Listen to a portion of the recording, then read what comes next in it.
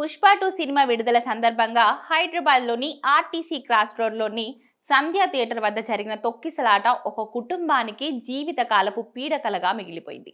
ఈ దుర్ఘటన జరిగి ఒక ఏడాది పూర్తయినా ఆ కుటుంబం ఇంకా కోలుకోలేదు.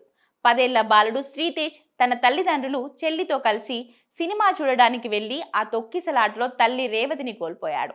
తొక్కిసలాటలో తీవ్రంగా గాయపడిన శ్రీతేజ్కు పెద్ద ప్రమాదం తప్పింది. అయితే అతడి మెదడు కణాలు 70% దెబ్బతినడంతో 6 నెలలు చికిత్స తీసుకున్నాడు. డిశ్చార్జ్ అయిన తర్వాత అతని ఇల్లే ఇప్పుడు హాస్పిటల్గా మారింది. శ్రీతేజ్కు రోజు ఫిజియోథెరపీలు నిరంతరం అందించాల్సి వస్తుంది. అయితే ఇప్పటికే హాస్పిటల్ ఖర్చులు, ట్రీట్మెంట్ కోసం 20 లక్షల వరకు ఖర్చు చేశారు. ప్రస్తుతం నెలకు కనీసం 1.25 లక్షలకు పైగా ఖర్చవుతుందని కుటుంబ సభ్యులు ఆవేదన వ్యక్తం చేస్తున్నారు.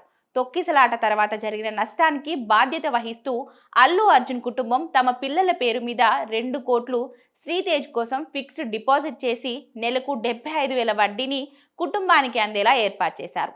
అయితే ఆ వడ్డీ డబ్బులు బాబు ట్రీట్మెంట్ కోసం మాత్రమే సరిపోవడం లేదని తండ్రి భాస్కర్ వాపోయాడు. అయితే మీడియాలో వార్తలు వచ్చిన తర్వాత నిర్మాత దిల్ రాజు స్పందించి ఇప్పటి వరకు అల్లు అర్జున్ 3.25 కోట్లు సహాయం చేశారని తెలిపారు.